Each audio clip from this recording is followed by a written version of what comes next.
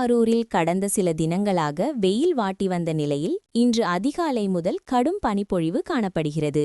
குறிப்பாக எதிரே வரும் வாகனங்கள் கூட தெரியாத அளவுக்கு பனிமூட்டம் அதிகரித்து காணப்படுகிறது. காலை 8 மணி அளவிலும் பனி படர்ந்து காணப்படுவதால் வாகன ஓட்டிகள் அவதியடைந்துள்ளனர்.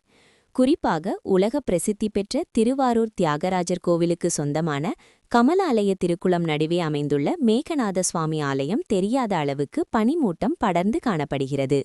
இன்று சுப முகூர்த்த தினம் என்பதால் திருமண விழாவிற்கு செல்பவர்கள் பனிப்பொழிவு காரணமாக கடும் அவதி அடைந்துள்ளனர். கடந்த சில ஆண்டுகளாக இருந்த பனிப்பொழிவை காட்டிலும் இன்று மிக அதிக அளவில் திருவாரூர் மாவட்டத்தில் பனிமூட்டம் காணப்படுவது குறிப்பிடத்தக்கது.